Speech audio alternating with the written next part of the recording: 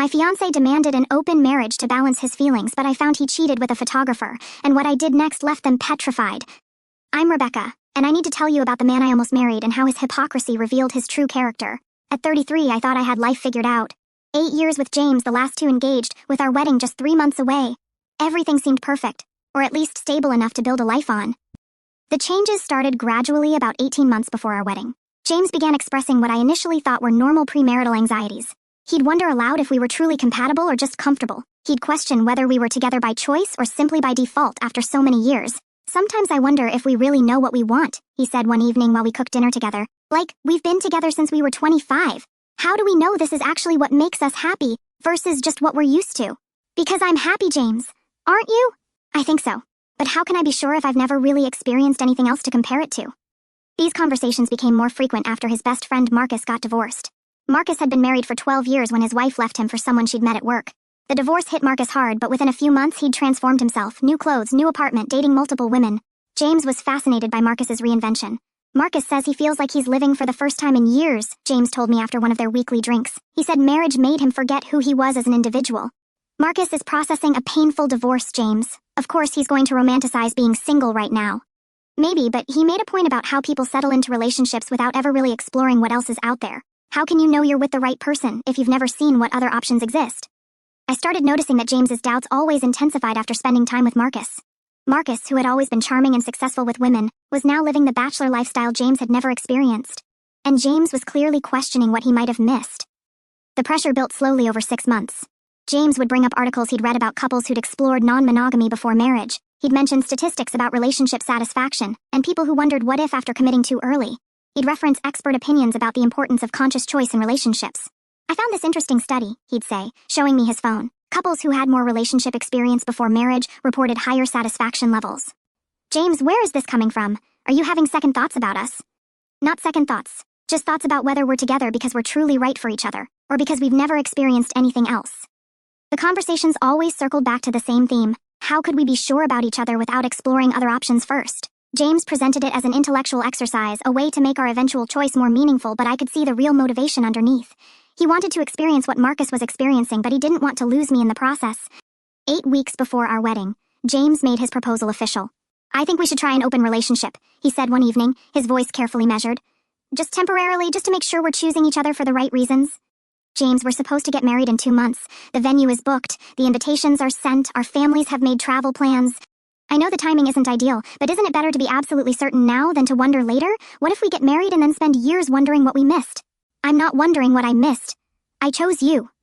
But how do you know that choice is real if you've never made any other choice? If you've never been desired by other men, or experienced different types of connection?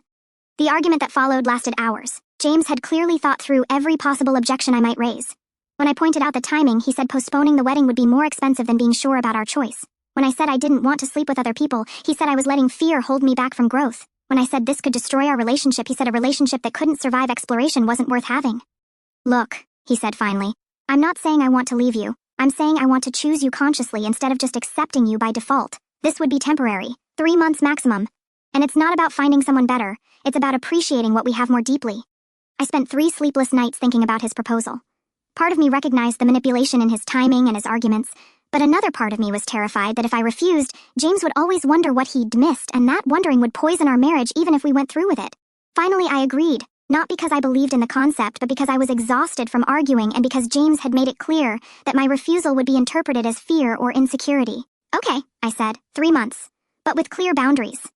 James's face lit up with more excitement than he'd shown about anything related to our relationship in months. That should have been my first warning. What boundaries? He asked. Complete honesty about what we're doing, protection always, and nothing that risks our health or safety, of course. And Rebecca, this is going to make us stronger. You'll see. Within days, James had updated his dating profiles and was actively scheduling dates. He approached the whole thing with an organizational efficiency that suggested he'd been planning this for longer than he'd admitted. New clothes appeared in his closet. He started going to the gym more frequently. He even got a new haircut. Just want to put my best foot forward, he explained when I noticed the changes. The transformation was striking. James had an energy and enthusiasm I hadn't seen in years. The problem was that none of that energy was directed toward me. He was excited about the possibilities ahead of him, not about appreciating what he already had. Within 2 weeks, he was going on 3 or 4 dates per week. He'd come home energized, sometimes staying up late, texting with new connections. He'd shower immediately when he got home and would be vague about details when I asked about his evenings. "How was your date?" I'd ask. "Good. Interesting conversation. She's a lawyer. Very different perspective on things." "Different how?" "Just different. Fresh. You know, sometimes it's nice to talk to someone who doesn't know all your stories already."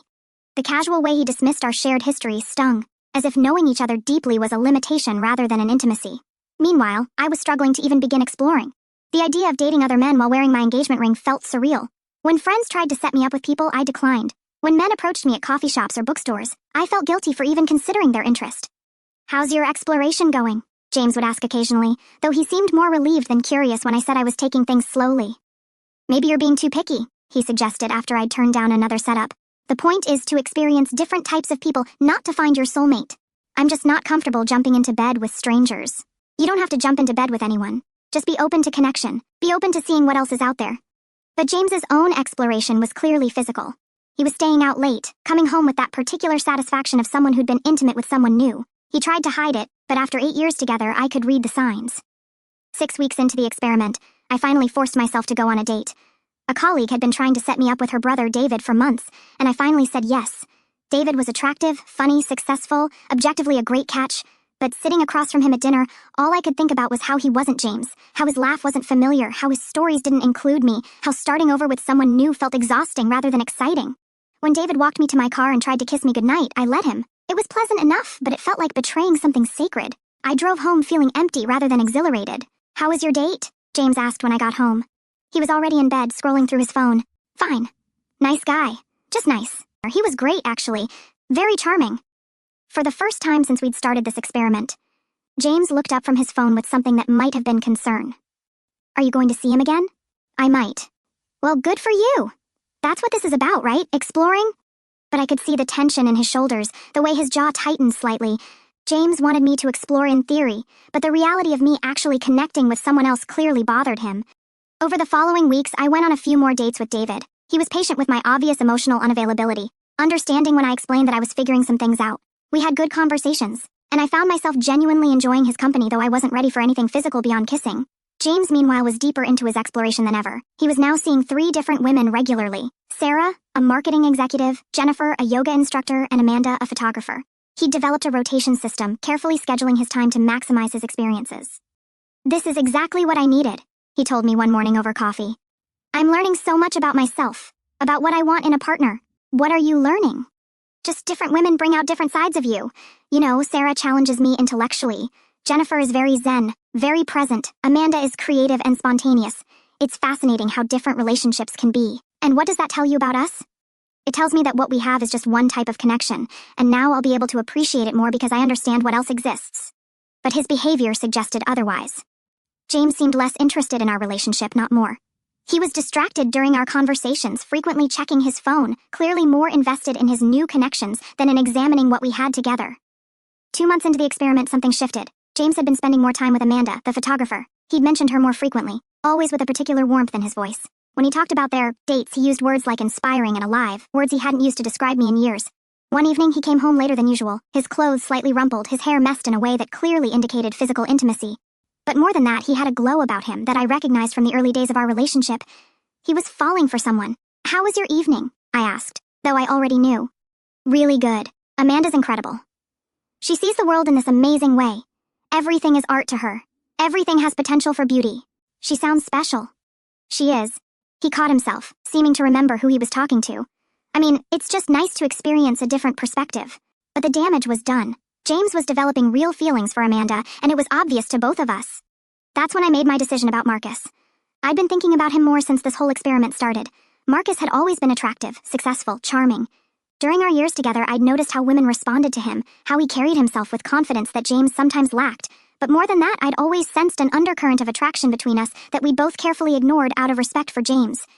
Marcus had been supportive during this difficult time, checking in on me occasionally via text to see how I was handling the situation. His messages were always careful, appropriate, but there was a warmth there that felt genuine. "How are you holding up with all this craziness?" He'd texted a few weeks earlier. "It's harder than I expected," I'd replied. "James is an idiot if he doesn't realize what he has." When was the last time James had made me feel like something precious he was lucky to have? The next time Marcus texted to check on me, I suggested we meet for coffee. "I could use someone to talk to who understands the situation," I wrote. "Of course. tomorrow afternoon. We met at a quiet cafe downtown. Marcus was waiting when I arrived, standing up when he saw me enter, a small courtesy that James had stopped extending years ago. "Rebecca," he said, pulling out my chair. "You look beautiful. How are you really doing?" Honestly, I feel like I'm watching my fiancé fall in love with someone else while I'm supposed to pretend it's healthy for our relationship. Marcus's expression darkened. "He's falling for one of these women?" "I think so. There's this photographer, Amanda. The way he talks about her..." I shrugged, trying to appear casual, though my heart was breaking. "Jesus, Rebecca, I'm sorry. When I suggested he explore his options, I never imagined he'd be stupid enough to actually develop feelings for someone else." I looked up sharply. "You suggested he explore his options?" Marcus shifted uncomfortably.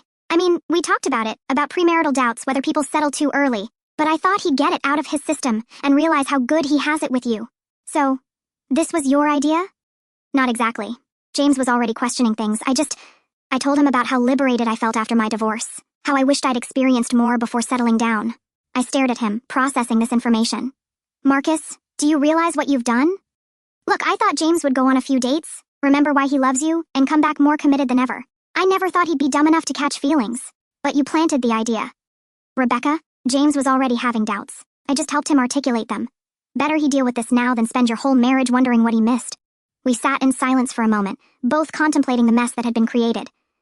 "Can I ask you something?" Marcus said finally. "Sure. How are you handling all this, really?" "I feel invisible. James is so excited about these other women, so energized by new connections. Meanwhile, I feel like I've become part of the furniture, something he assumes will always be there while he goes off exploring. You're not furniture, Rebecca. You're extraordinary. Any man would be lucky to have your attention. Not any man, apparently. James is an idiot. He's had 8 years to appreciate what he has, and instead he's chasing novelty. But that's his loss." Marcus leaned forward, his voice gentle but intense. "Rebecca, you deserve someone who doesn't need to explore other options to realize your worth. You deserve someone who looks at you and thinks, 'How did I get so lucky?'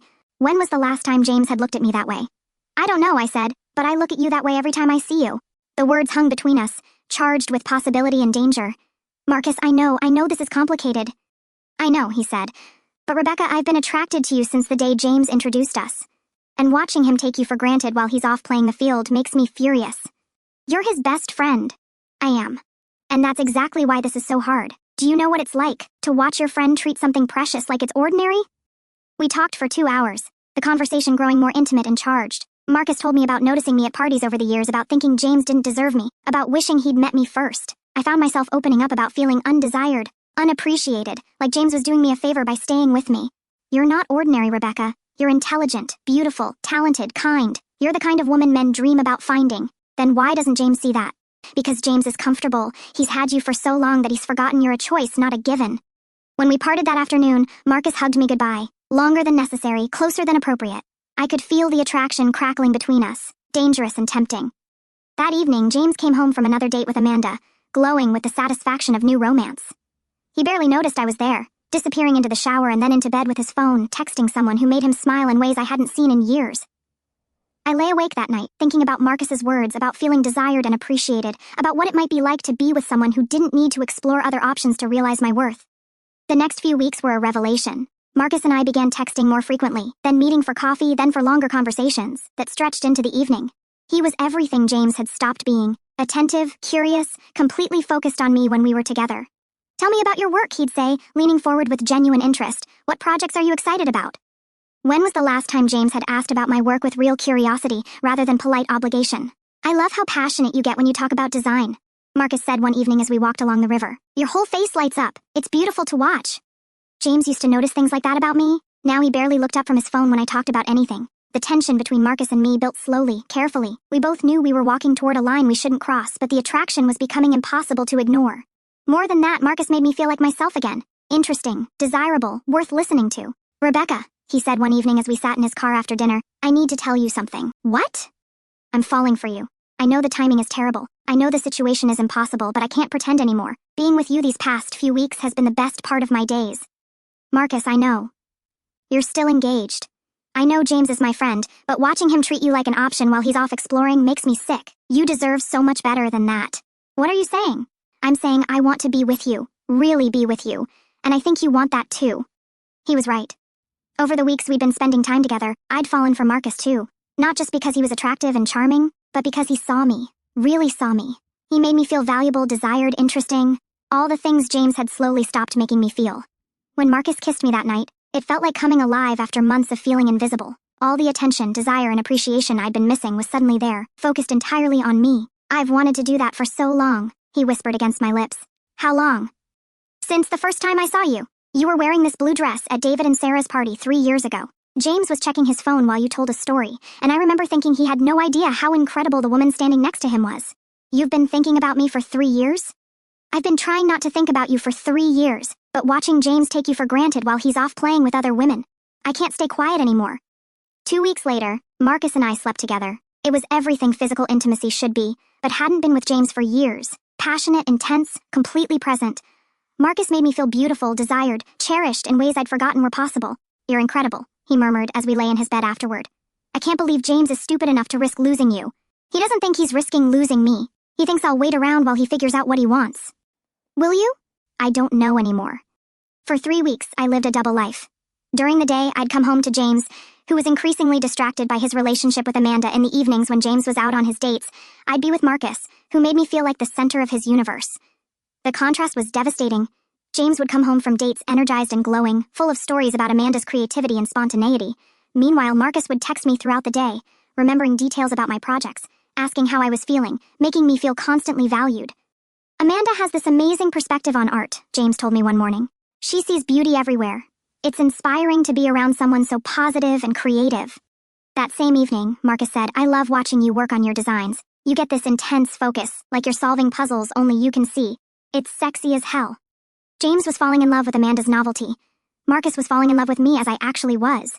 But I knew this couldn't continue indefinitely. James's experiment was supposed to end in 2 weeks, and decisions would have to be made. More importantly, the guilt was eating at me. Not guilt about betraying James as he had opened this door, but guilt about the deception, about Marcus betraying his friendship, about the mess we were all creating. That's when I decided it was time for the truth. "James," I said one evening when he came home from another date with Amanda, "we need to talk." "Sure, what's up?" he asked absently, already reaching for his phone. "About our experiment, about what we've both discovered." "Oh, right." He put his phone down, giving me partial attention. "How has it been for you? You've been pretty quiet about your dates lately." "Actually, I've been seeing someone regularly." James looked surprised. "Really? Who?" "Marcus." The phone slipped from James's hand, clattering onto the coffee table. "What did you say?" "I said I've been seeing Marcus for the past month." James stared at me like I'd slapped him. "Marcus? My Marcus? Your best friend, Marcus?" "Yes. But that's..." He struggled for words. "Rebecca, that's not what this was supposed to be about." "What was it supposed to be about?" "Exploring options with strangers, not sleeping with my best friend." "You never specified that strangers were required. You just said we should explore other connections." "But Marcus knows about us. He knows we're engaged. Friends don't do that to each other. Friends also don't manipulate each other into open relationships so they can explore other women without guilt." James stood up, pacing now. "This is completely different, and you know it." "How is it different?" "Because he's my friend. Because there are boundaries. Because you specifically chose the one person who could hurt me most. I chose someone who appreciates me, James. Someone who makes me feel valued instead of taken for granted." "Valued?" James's voice cracked. "Rebecca, you're engaged to me. You're supposed to be valued by me." "When do you value me, James? When you're texting Amanda during our conversations? When you come home glowing from dates with other women? When you talk about how inspiring and creative your new girlfriends are? That's different. That's just exploration. So is this."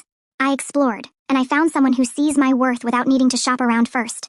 James slumped back onto the couch, his head in his hands. "How could you do this to me?" "How could I do what?" "Take advantage of the open relationship you insisted we needed? Exercise the same freedom you've been exercising for 3 months? But not with him. Anyone but him." "Why? What makes Marcus different from Amanda or Sarah or Jennifer?" James looked up, his eyes wild. "Because he's my best friend. Because I trusted him. Because, out of all the men in this city, you chose the one who knows exactly how to hurt me. Or maybe I chose the one who actually sees what you've been too blind to see. What's that supposed to mean?" "It means Marcus recognizes my value without needing a 3-month experiment to figure it out. It means he makes me feel beautiful and interesting and worth fighting for. It means he doesn't need to explore other options to know what he wants." James was quiet for a long moment, processing. When he spoke again, his voice was smaller, defeated. "Are you leaving me for him?" "I'm leaving you for me, James. Because I finally remembered what I deserve. And it's not someone who needs to date other women to appreciate what he has. But I do appreciate you. This whole thing was about appreciating you more."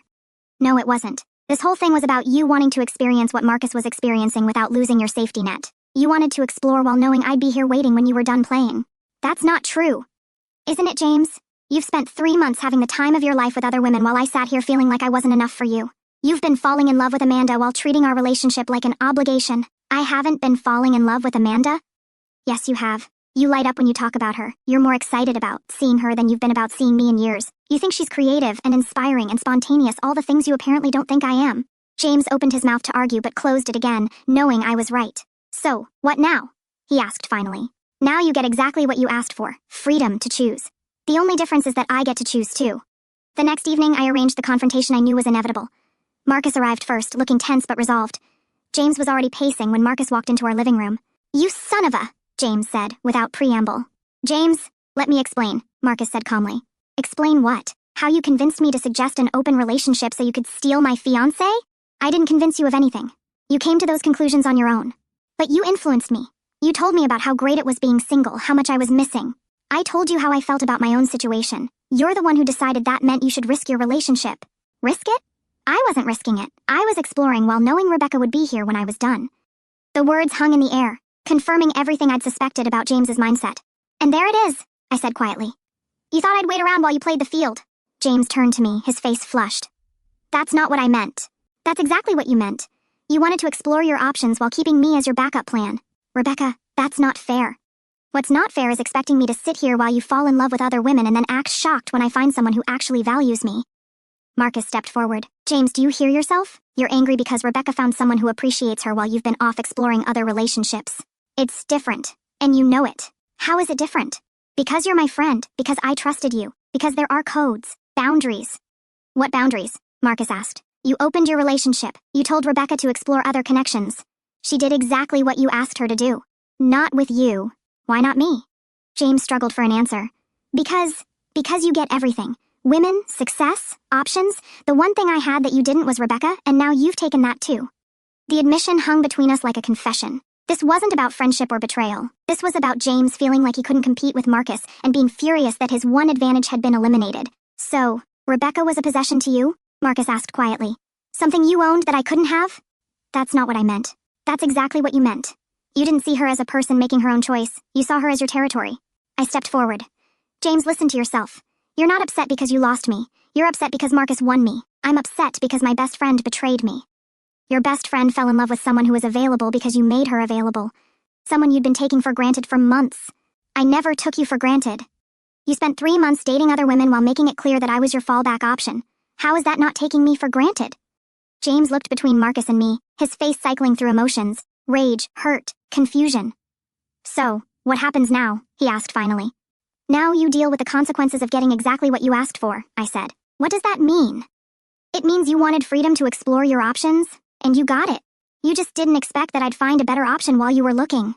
A better option? James's voice cracked. Someone who doesn't need to shop around to appreciate what he has. Someone who makes me feel valued instead of taken for granted. Someone who fights for me instead of assuming I'll always be available. Marcus moved closer to me, his hand finding mine. James, I'm sorry about the timing and the circumstances, but I'm not sorry about falling for Rebecca. She's incredible, and frankly, you're an idiot for not seeing that. She was engaged to me. She was engaged to someone who needed permission to appreciate her. That's not the same thing. James slumped into a chair, the fight going out of him. I can't believe this is happening. You made it happen, I said, not unkindly. You opened this door, James. You convinced me that exploring other options would strengthen our relationship. You just assumed I wouldn't find anything better. I thought you loved me. I did love you. But love isn't enough when the other person doesn't value what they have. We sat in heavy silence for several minutes. Did you plan this? James asked Marcus finally. No. I suggested you work through your doubts because I thought you'd realize how good you had it with Rebecca. I never imagined you'd be stupid enough to actually pursue other women seriously. But you wanted her. I've been attracted to her for years, but I never would have acted on it if you hadn't made her available. Made her available? James looked confused. James, you spent months making Rebecca feel like she wasn't enough for you. You criticized her indirectly, made her feel insecure, then asked her to date other men while you fell in love with someone else. You made it clear that she was your backup plan, not your first choice. That's not true. Isn't it? When was the last time you told Rebecca she was beautiful? When was the last time you seemed excited to spend time with her? When was the last time you made her feel like a priority instead of an obligation? James was quiet, unable to answer. Meanwhile, Marcus continued. Rebecca is intelligent, beautiful, funny, talented. Any man would be lucky to have her attention. You just took that for granted. So, you decided to take advantage of my mistake. I decided to show her what it feels like to be truly valued. something you'd apparently forgotten how to do. James looked at me with something like desperation. Rebecca, can't we try to work this out? Call off the wedding, postpone everything, figure this out. James, you spent 3 months showing me exactly how you feel about our relationship. You've been more excited about Amanda than about me. You've treated our engagement like something you needed to test rather than something you were grateful for. But I love you. You love the security of knowing I'll be there. That's not the same thing as loving me. That's not fair. What's not fair is asking someone to marry you while simultaneously dating other people to make sure they can't do better. Marcus squeezed my hand. Rebecca deserves someone who doesn't need to explore other options to know her worth. And you're that someone? James asked bitterly. I'm someone who's been watching you take an incredible woman for granted for years. I'm someone who knows exactly how lucky I am to have her attention. This is insane, James said, but his voice lacked conviction. This is honest, I replied. For the first time in months, someone is being completely honest about what I deserve. The conversation continued for another hour, but the outcome was inevitable. James had gotten exactly what he'd asked for, the freedom to explore his options. He just hadn't expected me to find something better while he was looking. 3 weeks later, I moved out of the apartment James and I had shared. The wedding was officially canceled, deposits lost, families disappointed, but for the first time in months, I felt like myself again. Marcus and I didn't rush into anything serious immediately. We both knew our relationship had been born from complicated circumstances that needed time to resolve.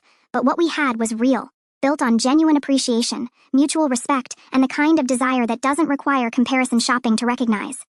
6 months later, James reached out one final time. I made a mistake, he said when I agreed to meet him for coffee. I see that now. I had something real with you, and I threw it away because I was curious about what else was out there. Yes, you did. Can't we try again? I understand now what I lost. James, you didn't lose me. You gave me away. You spent months convincing me to look elsewhere, and when I found someone who actually valued me, you were shocked. But we had 8 years together. We had 8 years where you gradually took me more and more for granted. This experiment just made that visible. I thought you'd wait for me to finish exploring. I know you did. And that assumption told me everything I needed to know about how you saw me in our relationship. But I love you. You loved having me as your sure thing. That's not the same as loving me. James looked older, diminished. His exploration had ultimately led him exactly where Marcus had predicted, to the realization that he'd had something special and had been too blind to see it. What about Marcus? Are you happy with him?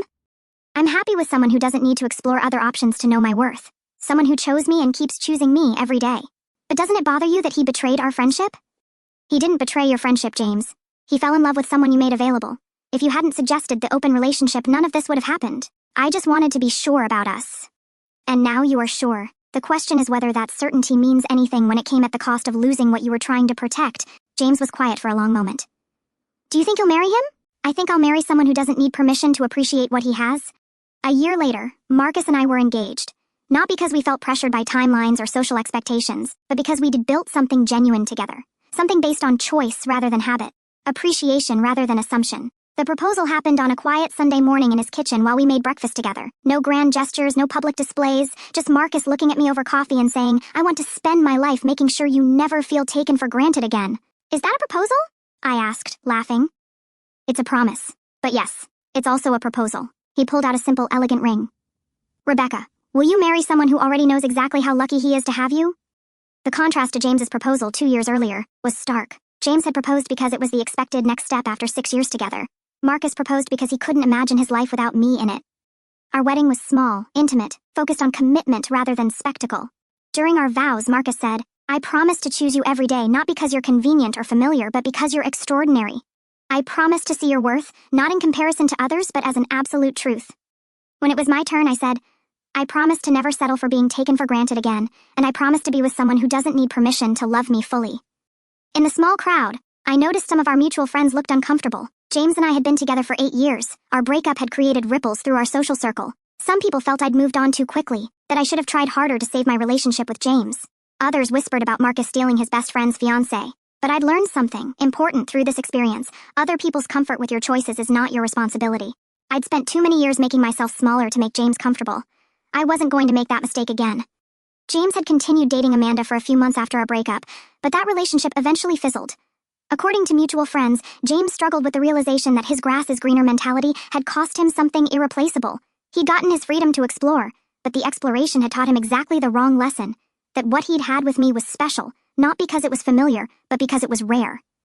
6 months after our wedding, I ran into James at a bookstore downtown. He looked tired, older somehow. The confident energy he'd had during his exploration phase was gone, replaced by something that looked like regret. Rebecca, he said, approaching cautiously. Congratulations on the wedding. I heard it was beautiful. Thank you. You look happy. I am happy. We stood in awkward silence for a moment before James spoke again. I've been thinking a lot about what happened, about the choices I made, and I realized I convinced myself that exploring options would make me appreciate what I had, but really, I just wanted to experience what I thought I'd missed without risking what I already had. I know. You were never supposed to find someone else. You were supposed to wait for me to finish playing and then be grateful when I chose you again. The honesty was jarring, even though I'd understood this dynamic all along. But that's not how choice works, I said. Real choice requires real risk. You can't explore other options while keeping someone as your backup plan. I see that now. Too late, but I see it. James, what did you think would happen? That I'd sit around waiting while you fell in love with other women? That I'd be there whenever you decided you were done exploring? Yes, he admitted quietly.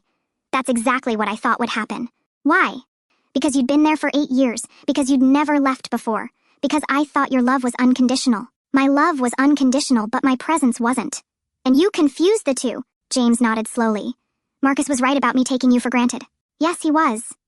Does it bother you that he manipulated the situation, that he influenced me to suggest the open relationship so he could have a chance with you?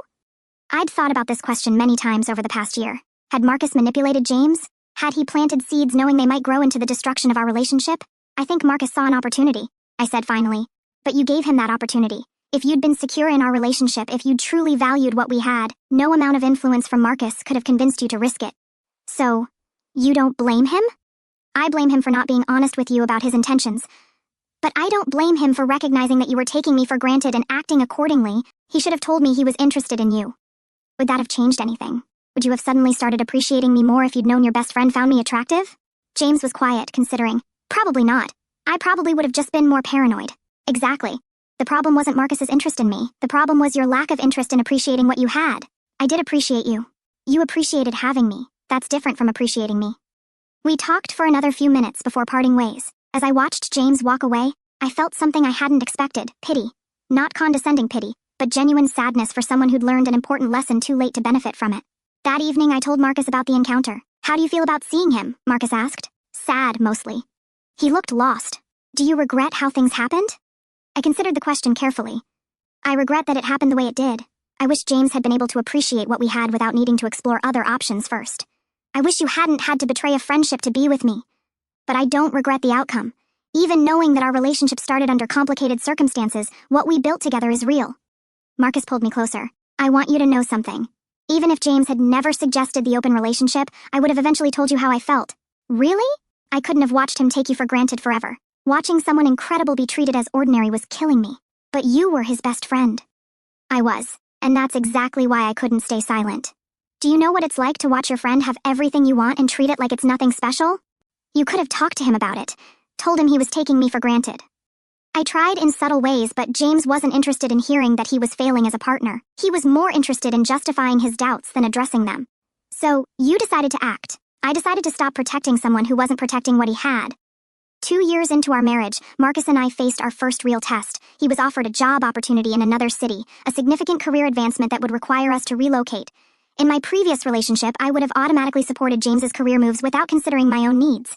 But Marcus approached the decision as a team. What do you think? He asked, after telling me about the offer. It's an amazing opportunity for you, for us. If we do this, we do it together, and it has to work for both of us. What about my clients here, my network? We'll figure it out. Maybe this is a chance for you to expand nationally. Maybe it's an opportunity to try something new, but we decide together. The conversation continued over several weeks. Marcus made it clear that he wouldn't take the job unless I was genuinely excited about the move, not just willing to sacrifice for his career. In the end, we decided to stay. The job was a good opportunity, but our life together was more important than any single career move. Are you sure? I asked when he turned down the offer. I'm sure. I spent too many years watching James prioritize everything except his relationship with you. I'm not making that mistake. But this was important to you. You're more important to me. And besides, the right opportunity will come along again. The right partner doesn't. This was the difference between being valued and being taken for granted. Marcus made decisions with me, not for me or despite me. 3 years after our wedding, we bought a house together. As we signed the mortgage papers, I thought about the home James and I had planned to buy after our wedding. We'd looked at houses, but every conversation had been about what James wanted. A location convenient to his office, a style that reflected his taste, a budget that prioritized his financial goals. With Marcus, house hunting was a collaboration. We talked about what we both needed in a space, what compromises we were willing to make, How to create a home that reflected both of our personalities. This feels right, Marcus said as we walked through the house that would become ours. It does. You know what I love most about it? What? It's ours. Not mine that you're moving into. Not yours that I'm joining. Ours from the beginning. That night, as we celebrated our new home, Marcus said something that stayed with me. I want you to know that I never take for granted that you chose me. Even now, 3 years in, I know you could have chosen someone else. You could choose someone else tomorrow. That possibility keeps me grateful. You don't need to worry about that. I'm not worried. I'm motivated. Knowing that you're with me by choice, not by default or habit, makes me want to be worthy of that choice every day. This was what James had never understood. Love isn't something you earn once and then coast on forever. It's something you choose, continuously. And that choice requires ongoing effort to be worthy of. 5 years after our wedding, Marcus and I started trying to have children. The process was more difficult than we'd expected, involving months of testing, treatment, and disappointment. During this stressful time, I saw another fundamental difference between my two relationships. When James and I had faced challenges, financial stress, family drama, career setbacks, he'd often seemed to blame me somehow, as if problems were evidence that I wasn't worth the trouble. Marcus, facing the stress of infertility treatments, became more protective and supportive. This is hard, he said after another negative pregnancy test, but we're in it together. Sometimes I wonder if you'd be better off with someone else. Someone who could give you children easily. Marcus looked at me seriously. Rebecca, listen to me. I didn't fall in love with your fertility. I fell in love with you. Whatever happens, we'll handle it together. But what if we can't have children? Then we'll build a different kind of family. Through adoption, through being incredible aunts and uncles, through creating a life that's meaningful in other ways. But I'm not going anywhere. After a year of treatment, we successfully conceived. Our daughter was born healthy and perfect, and watching Marcus become a father was like watching him discover a new dimension of himself. She's incredible, he whispered as he held our daughter for the first time. She is... Thank you for building this life with me. Thank you for making me feel worthy of building it. Looking back now, 7 years after leaving James, I can see how that painful experience taught me the most important lesson of my adult life. Never settle for being someone's backup plan, safety net, or default choice. James taught me what it feels like to be taken for granted, to have your worth questioned, to be treated as an option rather than a priority. That experience was painful, but it was also invaluable. It showed me exactly what I didn't want in a relationship. Marcus taught me what it feels like to be truly valued, not despite my flaws, but including them. Not as a consolation prize, but as a first choice. Not as someone who's lucky to be chosen, but as someone whose choice is the real prize. The irony isn't lost on me that Marcus, who had engineered the situation that ended my engagement, turned out to be exactly the kind of partner I deserved. Someone who didn't need to explore other options to know my worth. Someone who fought for me instead of assuming I'd always be available. James got exactly what he'd asked for. The freedom to explore his options and the knowledge that comes from comparison. He just learned too late that some knowledge comes at too high a price. I got something I hadn't known I was missing. A partner who sees loving me as a privilege rather than an obligation. Someone who doesn't need permission to appreciate what he has. Sometimes, the best thing that can happen to you is someone forcing you to see what you've been settling for. James's experiment didn't strengthen our relationship as he'd hoped. Instead, it revealed that our relationship had been running on momentum rather than genuine mutual choice. For that revelation, as painful as it was, I'll always be grateful.